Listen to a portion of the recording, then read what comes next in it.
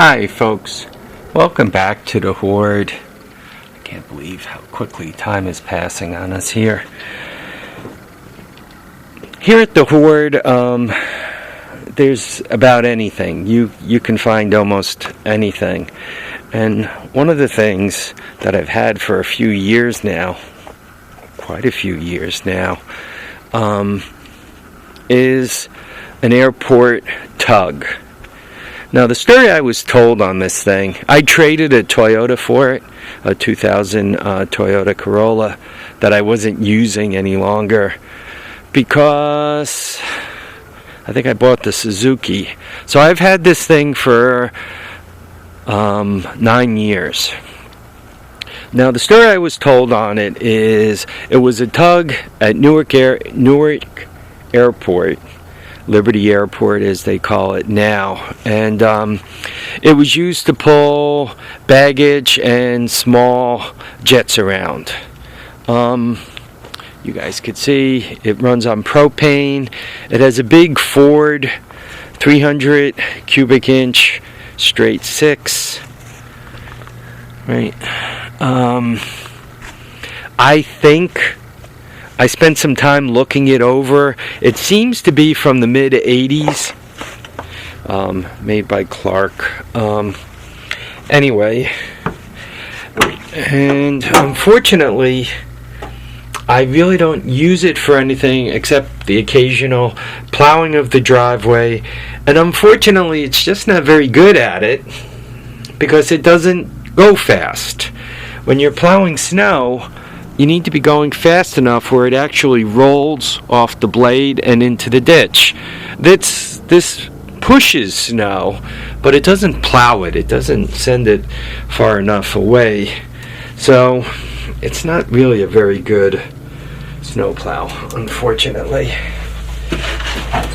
Or it is a good plow. It's not a very good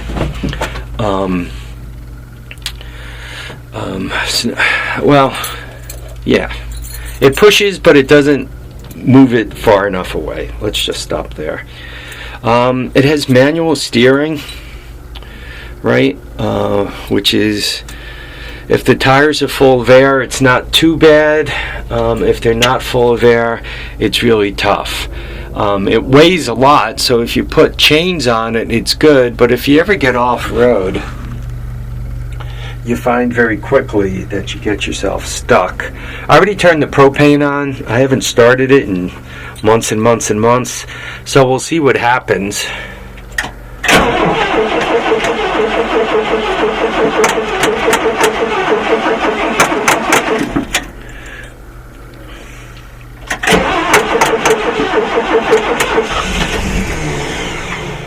Gotta love propane. You can see the temperature is just barely above freezing. All it probably needs to do is pull the propane in.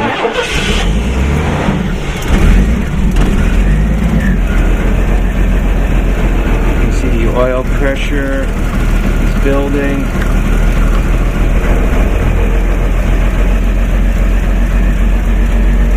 Charging the heck out of the battery.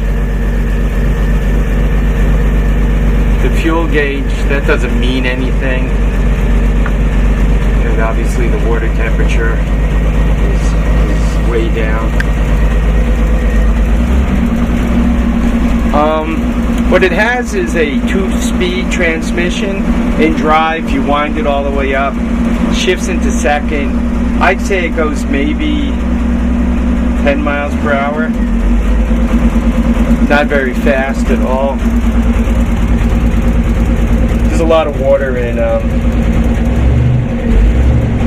propane, so you can see I'm getting a lot of steam off of it. This is the plow. This makes the plow go. One of these raises it, and the other one basically just lets it drop. It doesn't have downward pressure, so you push one of these and it fills the cylinder, and the other one just bleeds the pressure off to allow the plow to drum. This does right and left. I have tire chains for it.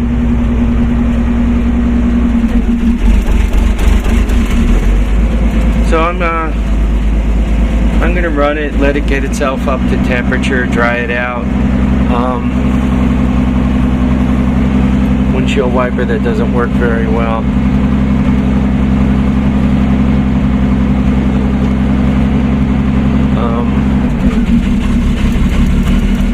I used it for a couple of years fairly regularly to plow snow, and one thing I can tell you, this thing is horrible mean on propane, especially if you're pushing snow. It seems to be bad on that.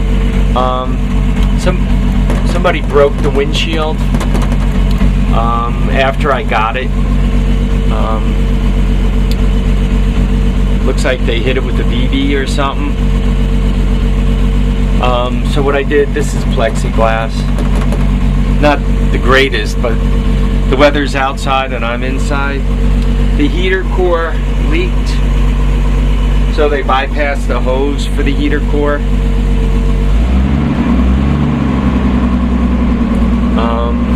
What else could I tell you about it? If somebody had to have this thing and came and made me any kind of interesting offer, trade me something Honda with 3 or 4 wheels, I would probably seriously consider it.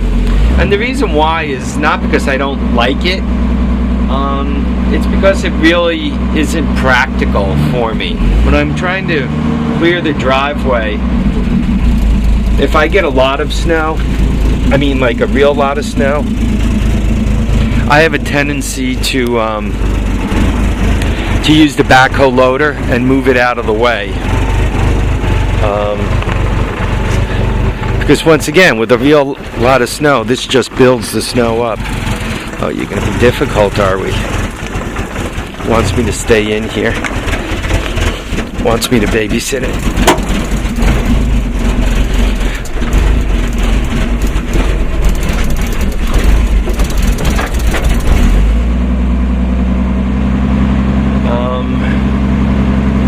So, given that I don't use it for a lot of snow, and if there's only an inch or two, I have a tendency to just shovel the driveway, get some exercise out of the deal. And if there's, 6 or 8 inches, depending on what the weather's going to be, my lean is to kind of snow blow it, because the snowblower gets right down to the blacktop, where this thing, plows really, they leave just a little bit behind, and with the piano students, then it melts and I end up with ice. I'd rather get the driveway completely clear and make it work out that way. So, though it's been an interesting piece to own for the Hoard, and it's been an interesting conversation piece, from a practicality point of view, it's one of those things you look at and you say, should I be keeping this? This thing is probably worth a lot more in components than it is in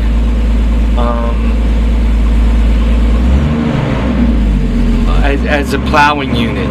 As an example, this cab is really a cool cab. So if somebody took it off, now they got a really great cab. The propane 6-cylinder is worth some money. The carburetor on the propane 6-cylinder is worth some money. It's got a Western Plow on it that does the right-left. Though it's an older one, it's in really good shape. So the plow's worth some money.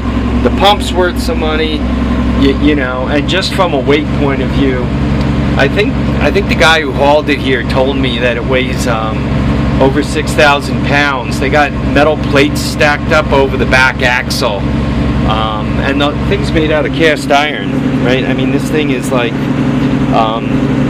probably right here, it's 3/4 to 1 inch thick, like cast iron. So it's very, or cast steel, however, it's not bent, it's not tin, it's real metal. You can see it's formed solid.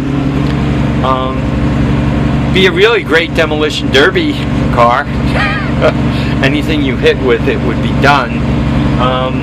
And it's really low to the ground, So you just couldn't get going that fast. But whatever you hit, it would do a good job.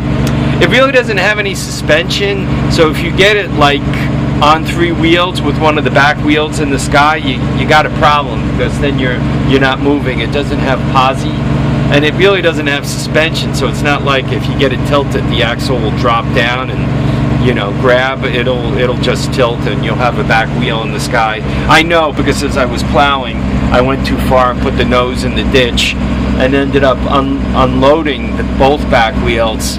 And though they were on the ground and they had chains on them, they wouldn't grab. There wasn't enough weight to grab.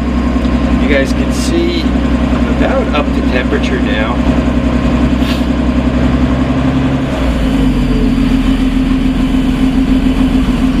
And it's idling much better, which is a good thing. So this is the airport tug. You can see the ball in the back here. I mean, this thing, look at the metal it's made out of. Right? I mean, just look at the thickness of that, like down in here. It'd be really great for a demolition derby.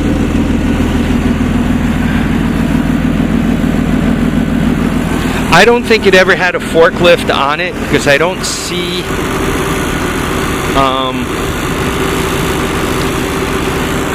any of the brackets for a forklift. It's also backwards for a forklift, right? Normally you have a forklift on this side, and you're kind of aimed this way. The steering is backwards. I mean, this thing, the front of it is really not set up for a forklift. As a matter of fact, it really wasn't set up for a plow. I think what it did for a living was tow stuff.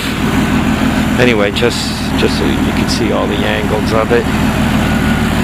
It has split rims in the front, known as killer rims. If you don't do it right, you fill them up with air, the outer ring flies off, and you end up becoming a disabled individual. So, the airport tug. I don't know if anybody else, just for a laugh, anybody got a prison sink at their house? I'm not sure where a buddy of mine got that from, but he told me it was from one of those 2 prisons out there on Route 84. There's the Gothic looking one up on the hill, and then there's kind of a maximum security that's down lower. Anyway, the airport tug, folks, the airport tug. I'd like to thank you all for watching and commenting and subscribing. Remember to keep your feet down, keep your head up, and please get out there and enjoy all your days. Bye now, folks.